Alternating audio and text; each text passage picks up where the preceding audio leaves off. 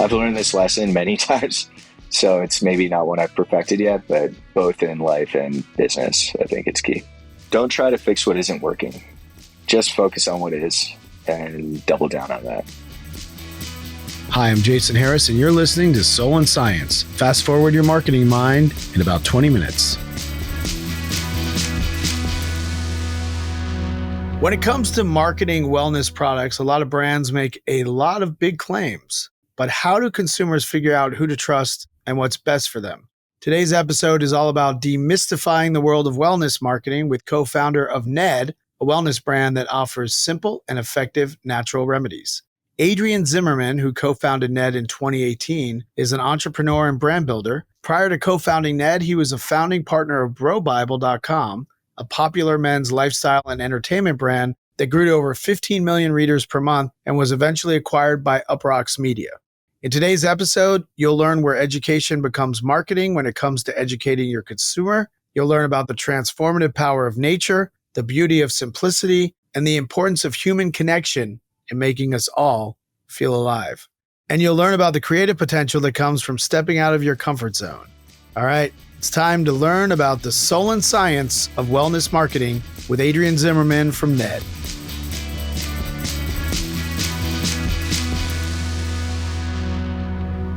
Welcome to the Soul and Science podcast. By the way, Adriaan, I have a different voice when I'm recording the podcast, so it might not sound like me. But I enunciate and I really talk very enthusiastically. So I've known Adriaan for, I don't know how many years. Probably almost 15 or so. 15 years. And when Adriaan Zimmerman lived in New York, we hung out more. He now lives in Colorado, resides in Colorado, but sometimes we still pick up where we left off, which, guys can do pretty easily. So we're going to pick up on this podcast and I'm going to learn more about your life today and your marketing life today and your brand life today. Adriaan, thank you for coming on the podcast. We appreciate it. Good to hang out, Jason, even if it's on recording. That's right. You know, when we met, you were Mr. Bro Bible and you did that for a long time. Now you're doing something different. So give me a little bit of your, even farther back before you were the working Adriaan, what your passions were and what you thought you would become. Okay, I can go all the way back. I'm son of immigrants. My dad was Dutch. My mom was Finnish. They met at JFK Airport and settled in Connecticut. Wait, how'd they meet? They were in a line together for a taxi, and my dad must have just had some serious swagger because they ended up sharing a taxi, changing numbers, and 6 months later they got married. So can you imagine if Uber was around at that time, you would not be here. Exactly. Thank God Uber hadn't been invented, so we get Adriaan Zimmerman. I know. I never thought of it that way. What a bonus. I grew up on the East Coast, just about an hour outside of New York City. You know, growing up, given my parents' international background, always traveling, always experiencing new cultures, languages, generally just developed a curiosity about the world. And I think that has followed me into my career. Similarly, my dad was an entrepreneur, my uncle, my oldest cousin. So I was always surrounded by business owners, founders. And I wouldn't say I necessarily learned anything explicitly through that, but it was more of just this understanding and knowing as a possibility to just, guide my own ship. Through osmosis, you had the entrepreneur DNA. Were all of the businesses they started successful, or did you see some of them go under? As far as I know, my dad's was fairly successful. My cousin, he sold his and then, had a windfall. And then my uncle is an interesting one. He passed away when I was probably 9, but he was this kind of titan type coming from Holland and was in the textile industry, but he had a lot of different businesses. And I just don't know, it seemed like he was always kind of like up to something. So okay, maybe I'll dig into that in the next family reunion. So your shady uncle was a drug runner and super successful. All right. So after you got, that was, by the way, we can't confirm he was a drug runner. any of your family's listening to this. That was just a wild guess. So you graduated. Did you start a business right away? No, I went to school at CU Boulder. That's kind of how I got my Colorado roots.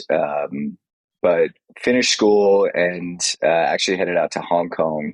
My cousin, who I just mentioned, lived there, and was just kind of curious about what it would be like not to go to a big city in the U.S. and just see what a place like Hong Kong would be. So I found a job in venture capital there. It was in clean tech, sustainable development, and I mean, I was 21, 22. I had no idea what I was doing. It was just kind of like I had a job. I wouldn't say I really did much, but it was within that role where I think I very quickly realized I just wanted to be on the other side of the table.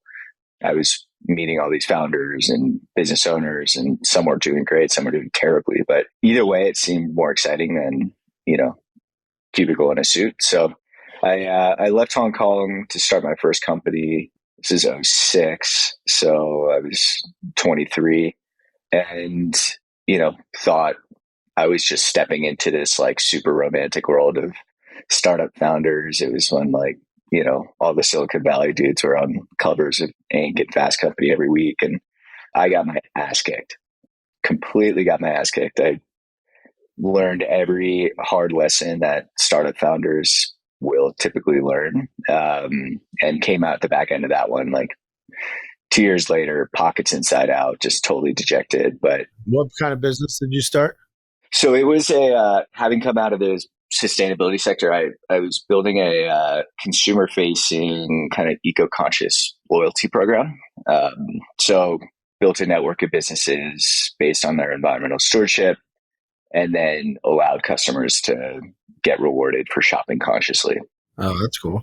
So it was cool. I think generally just from a core concept, but I think the big lesson I learned in that one is like, I thought I could just build a one-stop shop. So by the time I launched the thing, I had built a social network and I had built a content vehicle, and the entire core concept that I just described was completely lost. So people would get to the website and be like, what the fuck is this? You had too many things. You weren't focused, but also in building business, timing is everything, and you were probably a bit too early. For sure.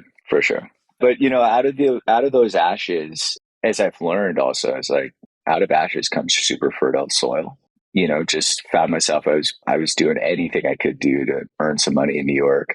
All of a sudden, '07, '08 comes around. I have a ton of friends in finance and advertising who are getting laid off with the recession, and they'd have ideas how to start businesses, just like no idea how to do anything, like write a business plan, build a website, build a brand. So I just gone through this. They would ask me for help. They would introduce me to their friends. And then once it was a degree away from friends, I started charging and had a consulting business all of a sudden.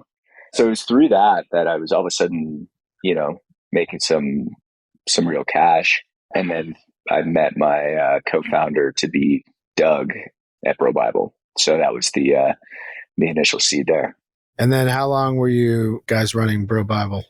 So we launched it '08 and then sold it in 2012. So pretty short run. I think in the grand scheme, it felt longer, but we grew the business pretty rapidly. And I think the audience and the traffic and the engagement was always outpacing our understanding of how to actually make money with it. So we would before we learned how to make money online, we were throwing events in New York. We were doing like New York City Wing Fest to name the city's best chicken wing, and throwing concerts. And, by the time we came around to 2012, we had hit this point where we weren't winning big media budgets because we were just too small. We were about 15 million readers a month. And we were too big to just kind of be a lifestyle business. So we ended up not necessarily explicitly shopping the business, but it organically came together, and we got acquired by a group called Woven Digital, which then became Uproxx Media. And that was a really cool time. It was a chance to shift back from like startup mode into, okay, we all have jobs. Let's focus in. And how many years did you do that? Just over 2. Okay. And that was a good time because obviously 10 years later, online media companies are having a hell of a time, but that was sort of a big heyday. And what they were really acquiring was the 15 million readers a month. They were acquiring that audience, which was very valuable, not necessarily, your EBITDA or how much money you were making. They were really buying eyeballs to get all those eyeballs underneath Uproxx that they could. So they had big viewership overall. Did you enjoy working after the acquisition?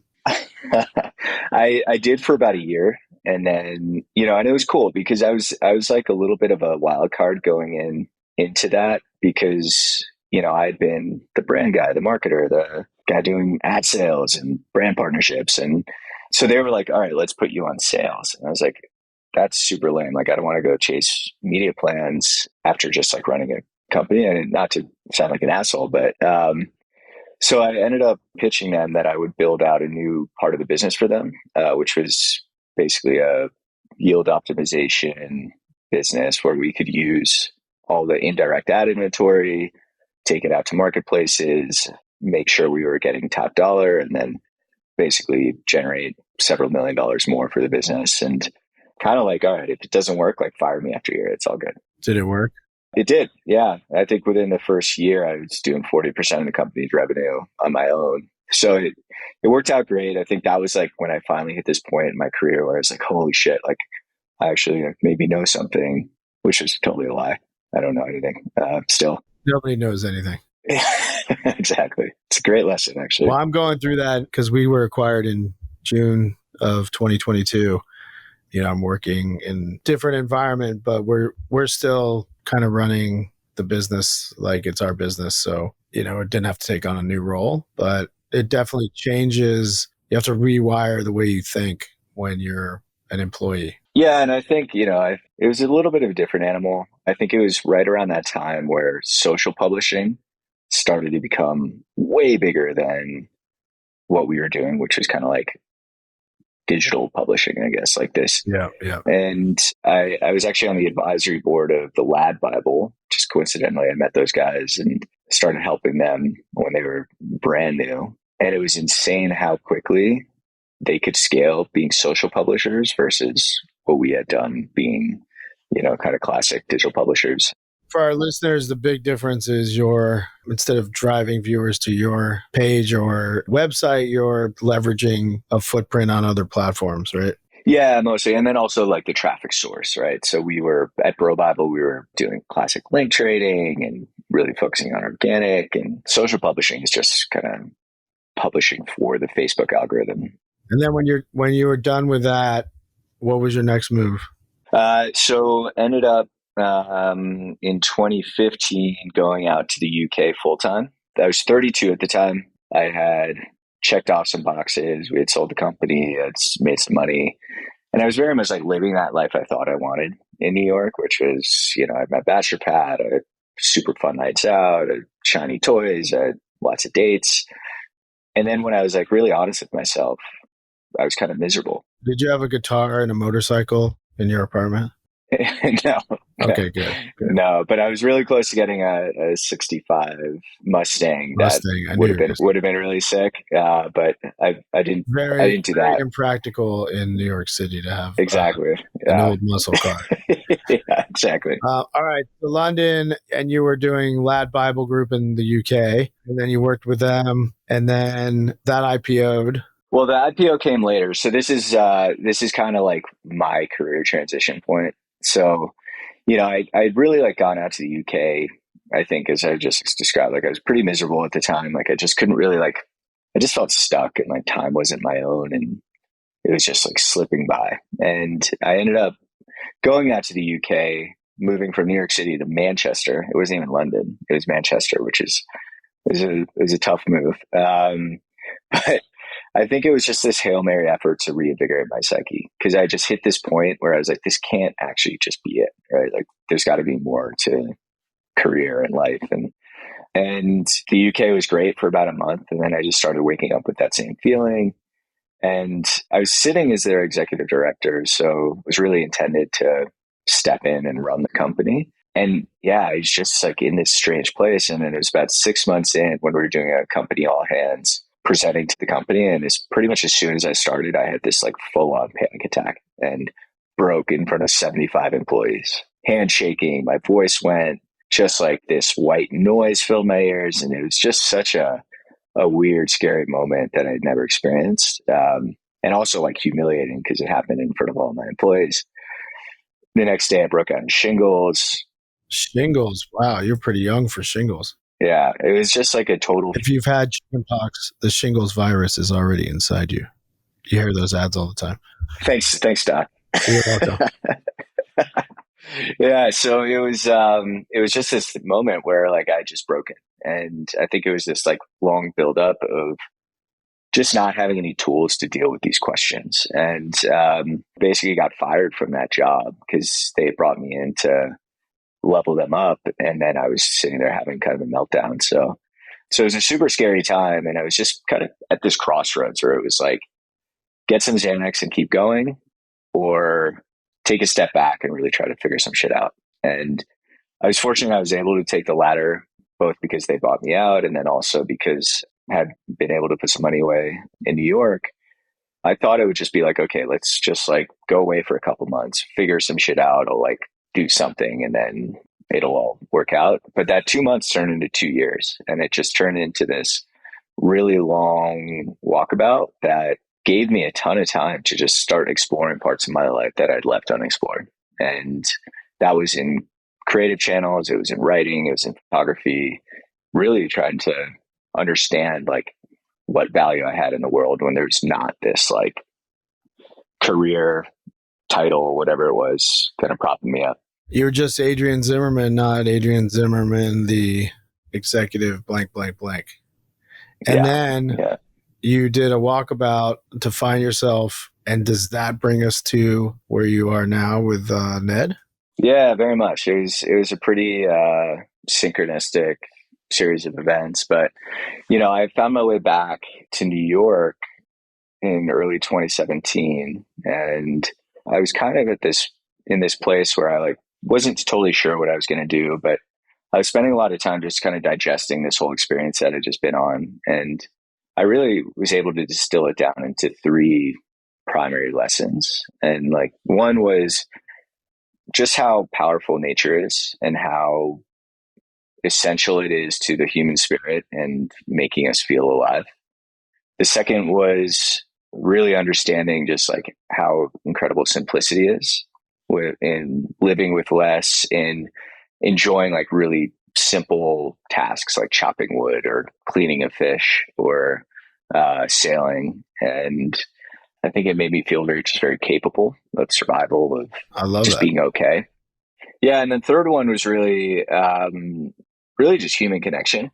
And I think I'd gone on this long travel, and I think for the first time in my life realized I was actually connecting with people, and in a way that was like no layers, straight to it. And I think it in thinking about it, I think it really started with just self-honesty and developing this ability to just like truly listen to like what is inside me. And then I think that honesty with self leads to honesty with others. And when you're honest with others, I think there's naturally real human connection.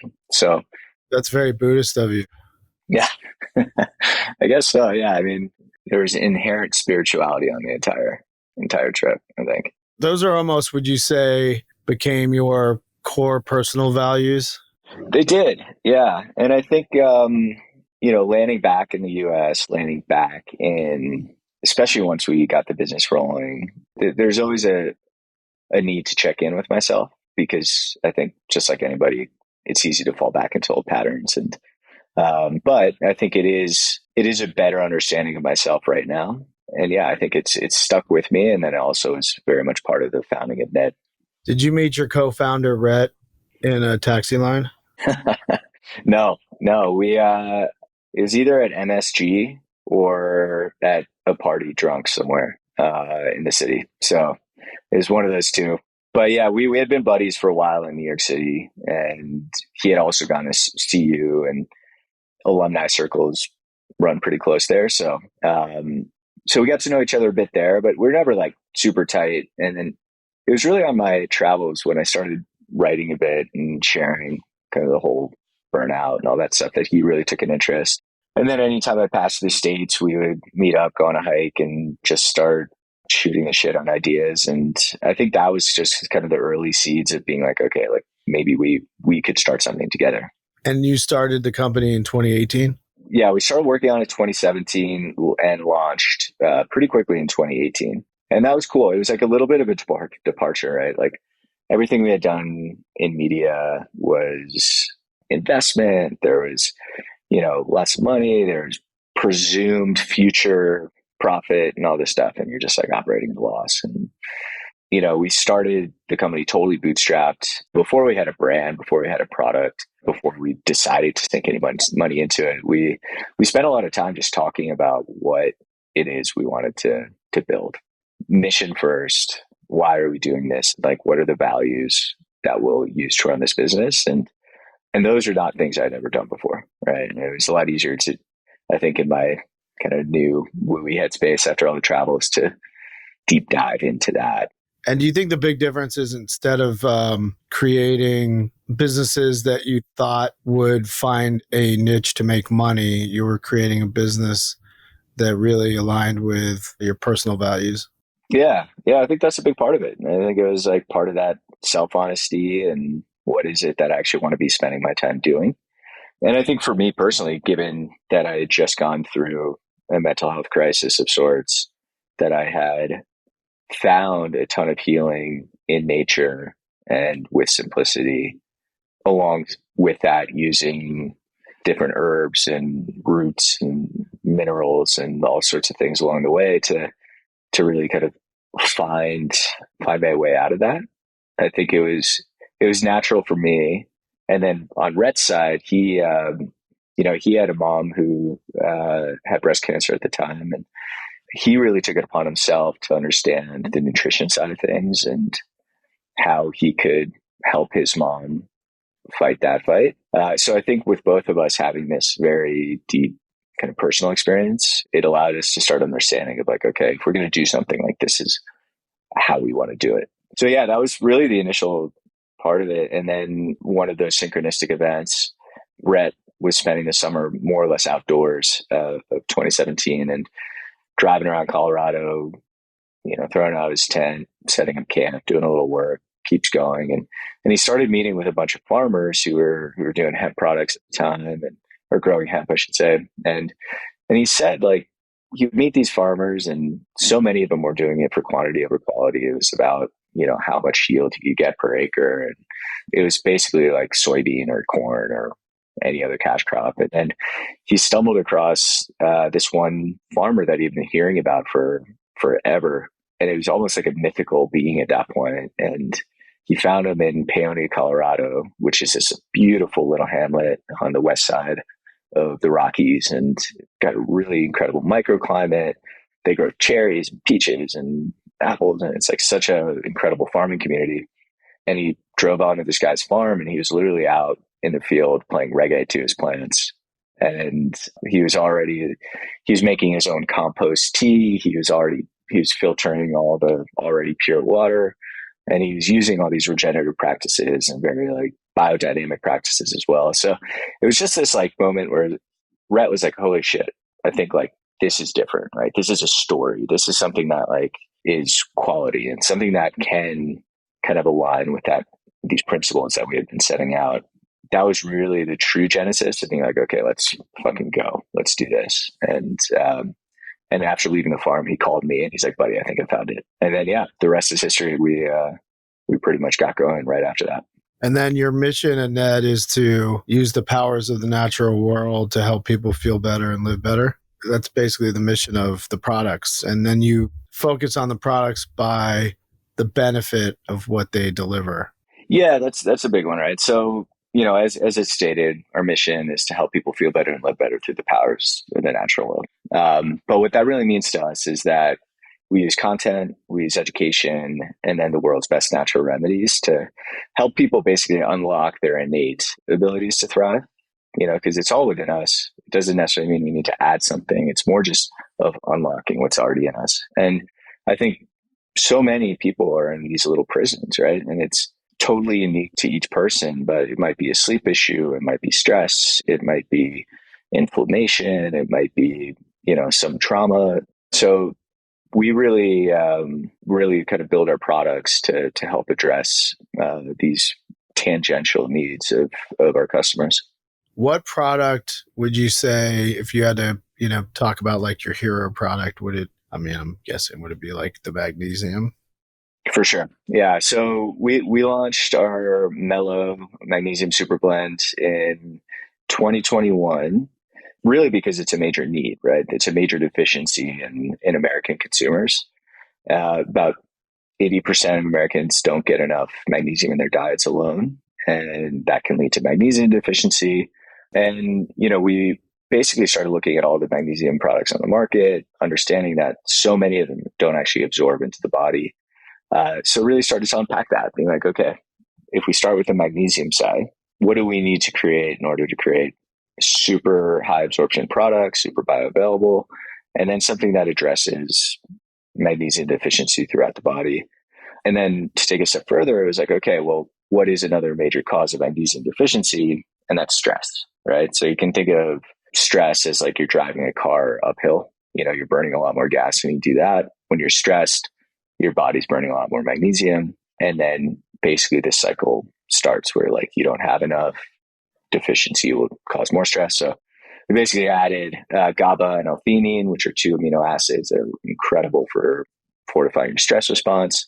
And then it has over 70 trace minerals that really helps with absorption and overall body and nerve health. So it's incredible product. And having started with hemp, it was never our intention to be a hemp company. It was, how can we use all plants and herbs and roots and minerals and fungi and algae to help really achieve our mission of unlocking those innate abilities to thrive. Where do you drive the most business from? Is it driving people to your online channel? Is it on Amazon? Like, how do you think about building the business now that you have, this magnesium super blend and you feel like you have this like killer product? Obviously you guys have a lot of other products, but as your hero product, how do you think about building the driving revenue? Yeah, so we started 100% direct to consumer for the first almost 5 years, kind of a product of being bootstrapped, right? Like we needed to focus, we needed to do one thing really well. And we were able to do that really by telling stories and being just very honest with who we were, our origin story, the places where our products come from, the people who grow them, the people who produce them. And that was really where we were able to get our start. A lot of partnering with a lot of storytellers. So podcasters actually were an incredible channel for growth for us. And then, we hit our 5-year anniversary and it was kind of this a little bit of an inflection point and a renaissance for us to be like, okay, we've come this far. We've built, a several $1 million business. Where do we go from here? And it was really only about a year ago that we launched Mellow on Amazon. And then I was just telling the girls before, it was about a year ago today that we put wholesale in our 3 to 5 year plan. And then it was just about June last year that we got an inbound email from Erewhon, which is a high-end chain in LA, and then launched in there. So pretty quickly, we've shifted from 100% D2C to creeping up on omnichannel, and we're still 90+% D2C, but we do see plenty of growth opportunity as we continue to expand into other channels. Was there one moment or one piece of content or creator you worked with or podcast that kind of got you to a certain level? Yeah, totally. So I'll give you two. So one was only a few months after our soft launch. So we soft launched March 2018. Between Rhett and myself, we had put in $38,000 into the business. It was like we had no money. We had just basically spent the first few months making mistakes. And then we're like, okay, we're now it's August. We want a hard launch. And we're like, okay, now we got to spend some money on marketing. So we had been introduced to this podcast called Mind Pump. It's a great show about fitness and supplementation and health, among many other things. And 3 super charismatic hosts. And just, it felt like a good opportunity to just test this. But we had about $5,000 left in the bank. The pilot was going to cost $6,000 or something like that at the time. And they were like, all right, fuck it, let's do it. And placed that bet, had a negative bank account for a couple of weeks as we waited for that scary episode to drop. And then all of a sudden, the episode dropped and sales just started rocketing. And then, I think we had done $5,000 a month in sales or something, just like completely negligible. And then that September when the episode dropped, we did 20 and then 60 and then 90 and then 100. And then it kept just rolling from there. So that was one. The second one kind of goes back to that thing we were talking about, which is always on. For the first couple of years of the business, we had a subscribe and save option. It was only about 10% of our revenue was coming in through subscribe and save, but we did see just how valuable those customers were and just their LTVs were so much stronger. So it really just got us curious about, if we start looking at both qualitative and quantitative data, start trying to understand like what are the points of friction within subscribe and save, what leads to churn, what leads to losing that sense of novelty. And it really led us on this journey that led to what we call our North Star memberships. And it's really a subscribe and save on steroids. It's something that took in all that data and basically built a program that is catered to the customer's needs, understands where their potential drop-off points are, and then giving them points of anticipation, points of surprise and delight, and just always kind of feeling like this membership is fresh. We launched that in 2020, and at the time I said we were about 10% subscription revenue. Within 6 months, we were at over 60% subscription revenue. And as it stands today, we're almost at 80%. So we've seen this big program that we built to really just take care of our customers turn into this crazy compounding vehicle of revenue growth. So that was the big one. That was the one that took us to the Inc. 5000. That's the one that really put us on trajectory for becoming what we will hope will be a household brand here in the next couple of years. And what do you see as the next level or the next thing you guys need to accomplish now that you have subscription, loyalty, you're building a community, you're extending your products? What do you think is the one thing that if you could get it right would, explode the business? If you ask any like investors, like we still don't have an investor, so this is just from kind of hearsay, but it's always about unlocking wholesale. That's what turns a brand from 8 figures into 9 figures. So I think that is still on our radar. But I think for us, it's really we've always really just tried to focus on where can we meet our customers, what are their needs and how are they evolving. And I think that at the end of the day is the core unlock, is how do we continue to innovate for our customers? How do we continue to equip them with things they need? And that at the end of the day, help us kind of accomplish that mission. So I think if we're doing that part right and just heads down, don't look at the competition and don't focus on what others are doing and just try to do our thing really well for our customers, then that will naturally grow.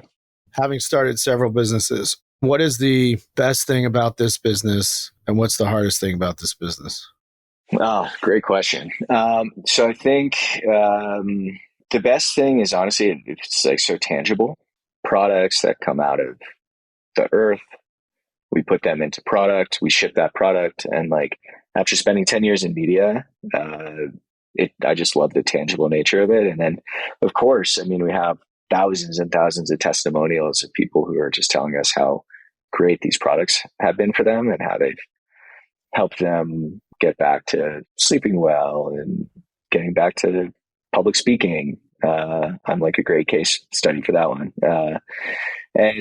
So that's the best for sure. I think the worst or the hardest, I would probably just say it's just the variability of the business. And like, I think it's the same thing happened in publishing where at the end of the day, you're just kind of like, you're dependent on these walled gardens of, advertising on Meta and Google and the Amazon algorithm. And at the end of the day, like you almost don't end up owning anything on the marketing side of things. I think there was this article a number of years ago where it's like Facebook acquired 90% of publishers without spending a penny, right? It was like, right. All of a sudden, like, something happens where Facebook algorithm changes or they decide that something isn't working, that all of a sudden they just stop showing that ad or whatever it is. So I think it's just a little bit of like feeling like as much as we are in control of our own destiny, like there's always this like curveball that will come from these types of marketing partners. There's a lack of control that you can't prepare for. Yeah, and I think, I mean, all marketers have talked a lot about iOS and like how that really turned the entire advertising industry upside down. So yeah, I think that's the hardest. But honestly, it's still fun, and we have a great team, and we're Is there a reason you don't want to take on investment dollars?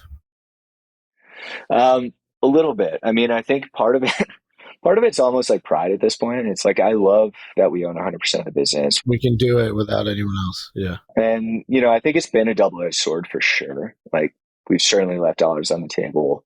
We've had to grow slower than some of our competitors. But at the same time, like, a lot of those competitors have washed out because they got over their skis. And once the investment dried up last year, there were a lot of lights getting shut off. So we love that we're weather resistant and kind of in charge of our own destiny. And at the same time, we try to make up for it with just building relationships with great people and people we can continue to learn from. But yeah, I think it's cool. And for now, it's still, I think it's the right thing. I think if wholesale starts to really kick at some point, that might require investment if we can't cover it on the debt side. But I think it's cool. Almost every company takes investment dollars at some point because, there's a forced societal pressure to have a certain growth in a certain time frame where you're looking for the hockey stick. But that's kind of self-imposed and not necessarily what you have to do, but it's what you think you're supposed to do. Yeah. Yeah. And then I think that's a great point. And at the end of the day, to run a business, you need good unit economics. You need a brand. You need a business model that actually works. And I think we've always had that, where I think a lot of companies have spent the last 2 years trying to figure that out. And that's just allowed us to continue to just swim upstream. And be in it for the long term, right? Yeah, for sure. What do you think you're particularly good at that makes you who you are? Your real strength. I think, as I alluded to before, I'm totally at peace with not knowing and living in the unknown. That is in all parts of my life. Like as a dad now, there's so much unknown. I think as a business owner, just being at peace there and not burning energy trying to like control things that are out of my control. And I think that's really helped Ned succeed thus far. It's just being comfortable in that unknown and taking leaps and just, hopefully having some trust that it will all work out here at the end. Man, I'm terrible at being peaceful with the unknown. I wish I could have that. Do you have a mantra or quote that you live by? Yeah, very much so.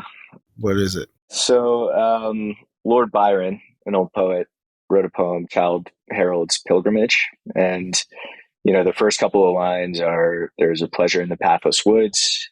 There's a rapture on the lonely shore." And I think no good ideas, no good stories, or let's say very few, are born out of comfort.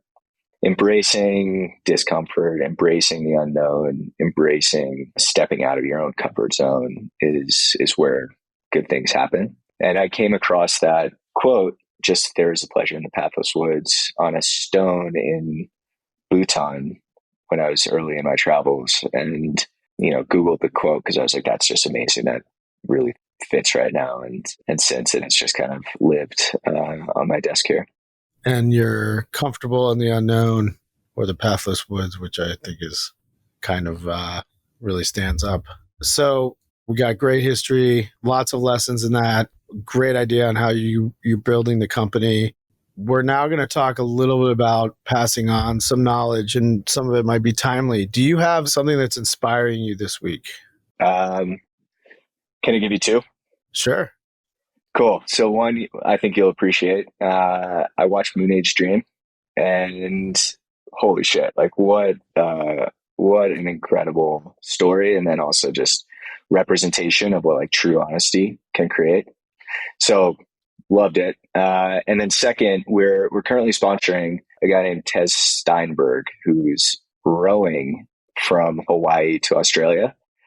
He just hit day 30 on his expedition, and I mean, he's satelliting video every now and then, and just, I mean, he's in the middle of the Pacific and just rowing, and doing this for awareness of ocean plastics and mental health, and totally inspiring that somebody can take on something that big and talk about stepping out of your comfort zone. Like, that's terrifying. He's got no crew with him. He's just out there by himself.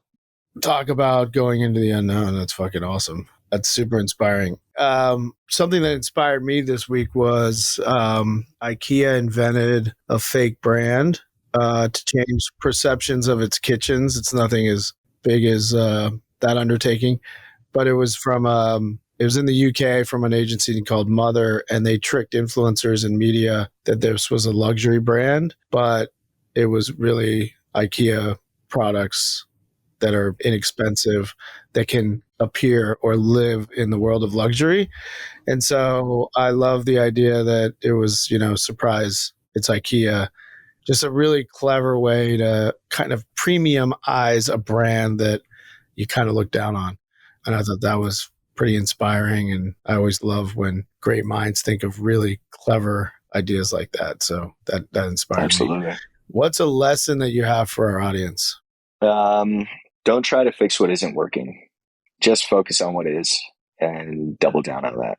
I've learned this lesson many times, so it's maybe not one I've perfected yet, but both in life and business, I think it's key. That's great advice. I wish I'm always trying to fix what's broken. I mean, I do focus also on what's working, but I think I tend to try to make too many things work when sometimes they're just not going to work. Yeah. What's the lesson you got?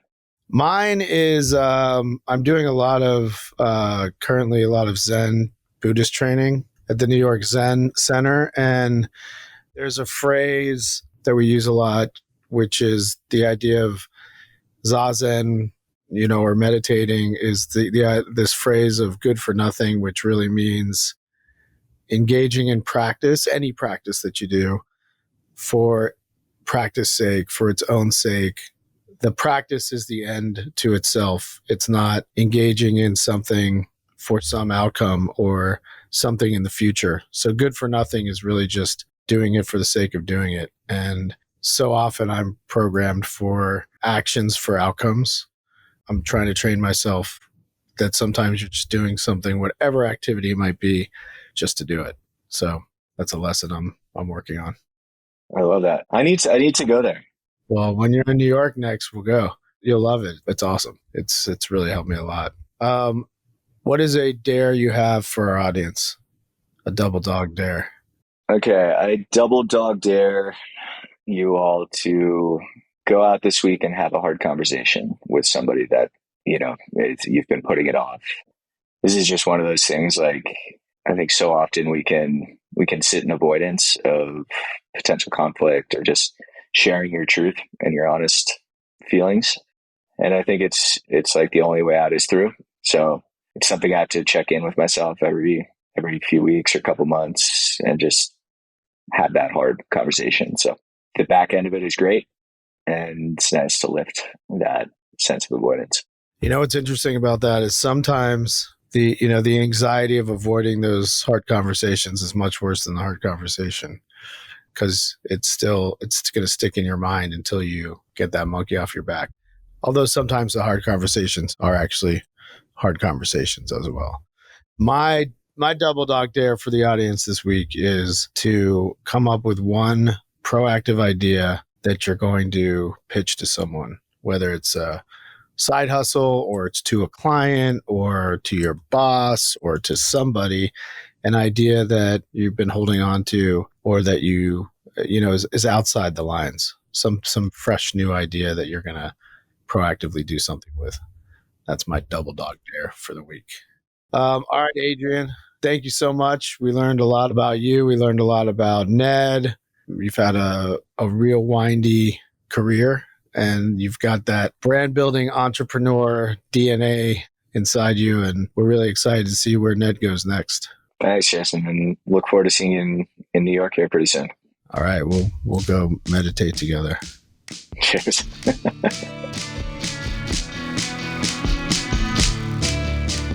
Soul and Science is a Mekanism podcast produced by Maggie Bowles, Ryan Tillotson, Tyler Nielsen, Emma Swanson, and Lily Jablonski. The show is edited by Daniel Ferreira with theme music by Kyle Merritt. And I'm your host, Jason Harris.